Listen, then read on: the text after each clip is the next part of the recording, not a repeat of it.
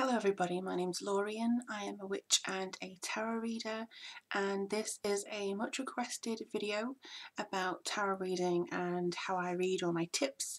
So I thought I would do a tarot reading 101, and I'm going to begin with the top 3 tips by me as to how to read the tarot, or before you start tarot reading.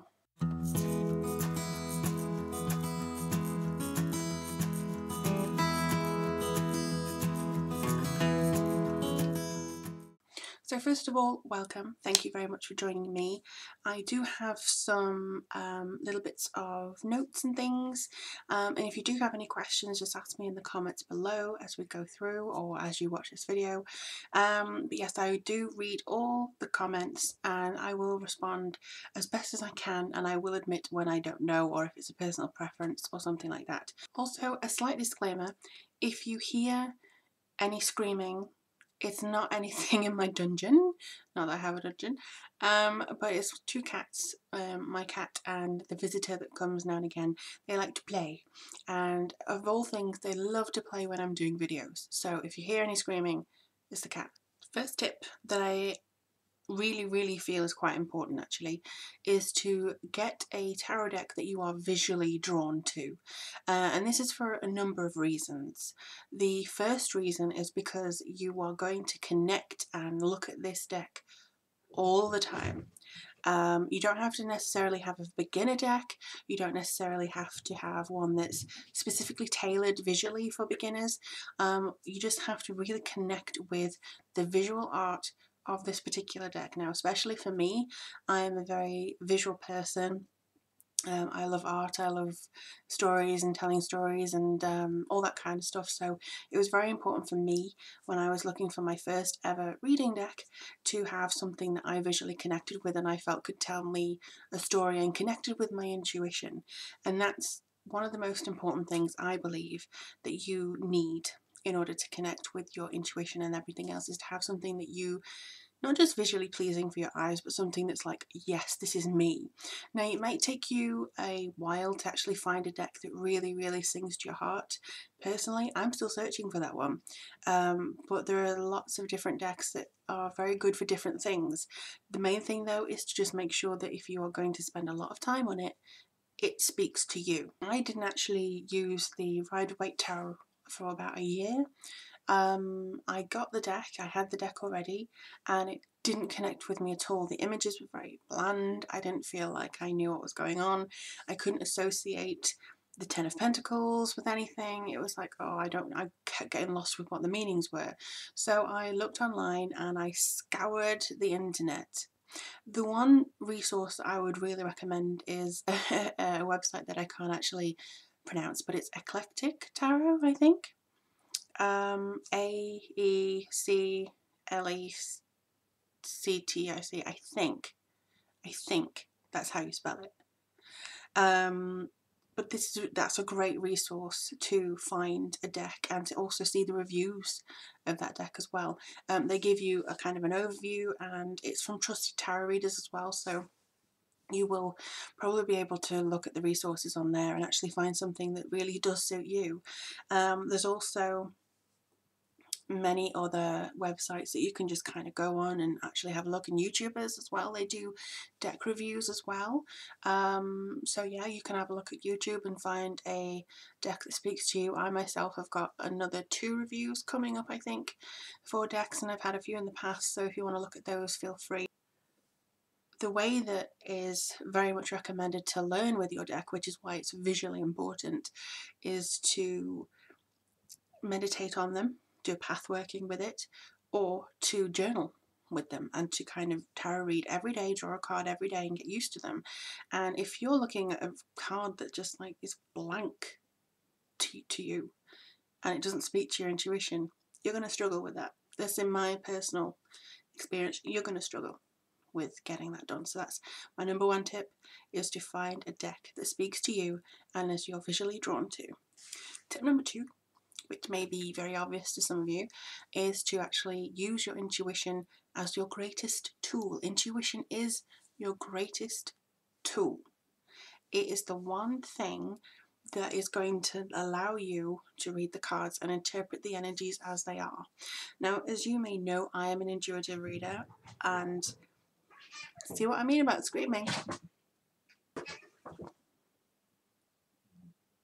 Stop screaming and fighting. It's not nice for mummy. Stop it. Intuition is your greatest tool.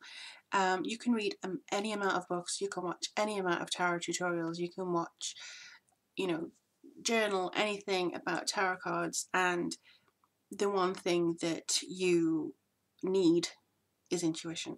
As you may know, I'm a very intuitive reader. I do follow the Rider-Waite section, like Three of Pentacles means, Four of Cups means, but I most of all, which is why the first tip is so good, is to actually look at the visuals. I create and notice signals, stories, themes, the things that come through, the actions of the card, and they can differ every single time. A lot of it is to do, eventually you're going to have your own personal readings, your personal interpretations of which card means which, because the amount of readings you do, you're going to be able to pick up the signals. So it's going to be like, for instance, the Five of Wands means competition, strife, some kind of adversity, that sort of thing, traditionally.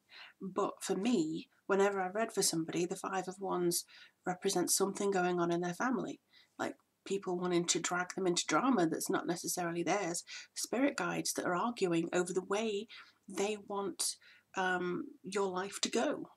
And that is what the Five of Wands has meant to me when I've been reading, but it's not necessarily going to be in a book.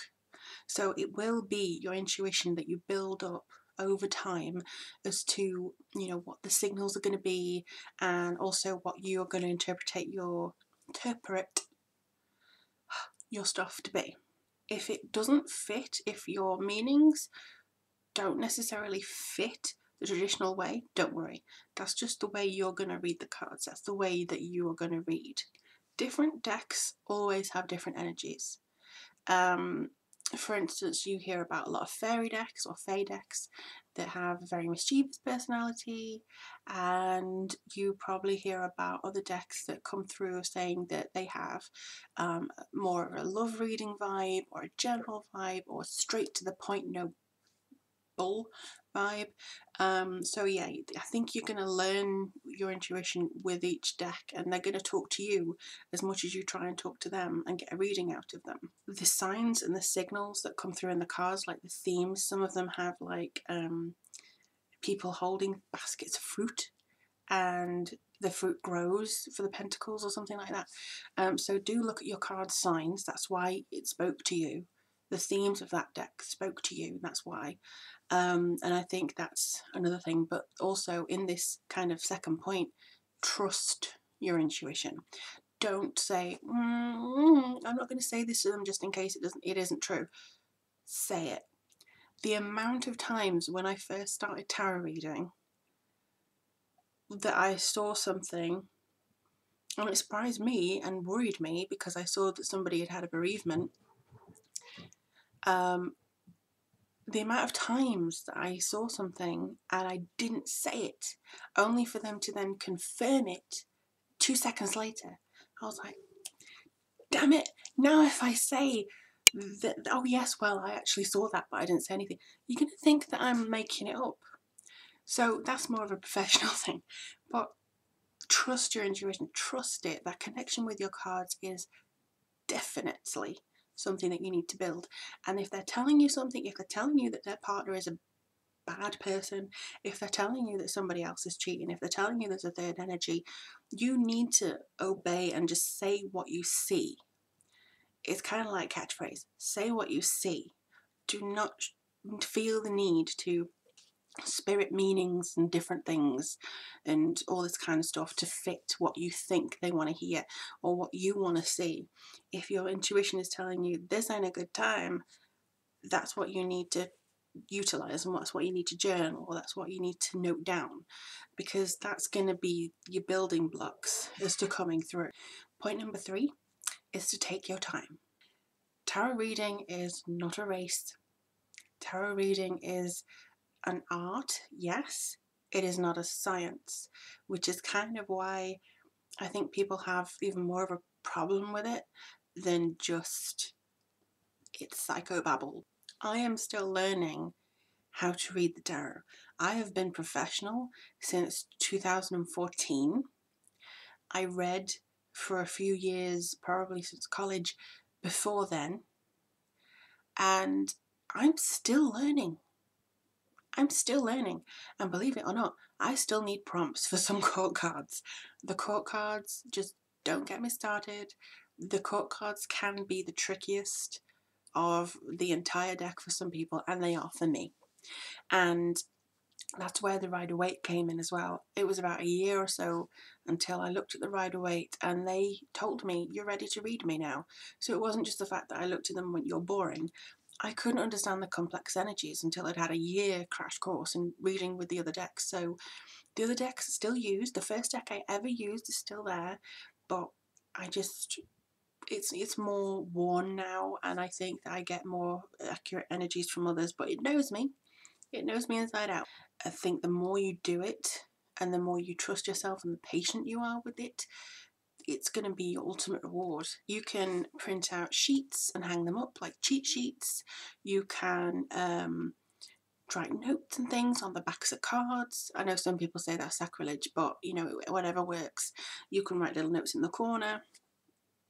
You can refer to the deck's book. Because the person who created that deck knows what they were trying to say with it. And I lost, well, I haven't lost, it's just buried somewhere, the Druidcraft Tarot book. It's somewhere in the house. I don't know where it is, but it's somewhere in the house. And that was one of the best books I have ever had for a reading, because if you were struggling with something like they're new decks, you want to get to know them, you can get so much more insight from the creators of it than you sometimes tuning into it. So I would say always, if you can, if you want to, don't feel bad for checking the deck, the book's deck, the deck's book. You get what I mean. And also I would say to don't drain your energy with it. So don't feel like you need to do a whole Celtic spread or an 18 card spread every single day. Certainly not twice a day, because your cards will probably get a little peed off with you, because I've sometimes, when I first started, was asking them more than maybe twice a day, what about this, what about this? Eventually they were like, girl, just leave us alone. You're draining your energy as well as ours. So you need to trust your deck, and you need to self-care at all times. If you're feeling very drained, if you don't want to read today, you don't have to.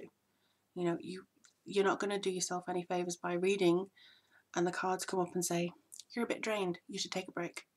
That's all that'll happen probably. And don't expect results instantly. For those rare few jewels who can just completely see everything immediately, number one, I am jealous.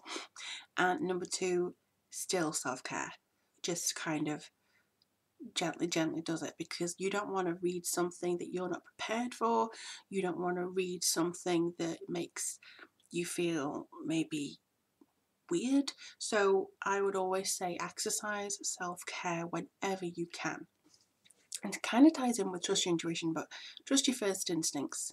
The story might reveal itself, but if you have a feeling like, I need to go down this road of a reading, you know, like I need to go down here, do take that road. Because like the first time, if you see something and you go, ooh, hang on, if you feel like there's something beneath it, bring it up gradually.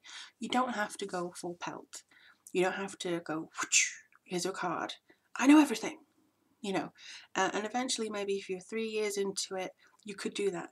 But even now I go, I'm not entirely sure what this means. Let me just dig a little bit deeper. I think there's something to do with a man that's going to be delivering flowers. You know, it could be something like that that's coming through for you, but feel the need to dig as you wish. This was see here. This is a prime example of maybe a difficult card that needs to be dug into a little bit, and this is Taramuska by Lo Scarabeo.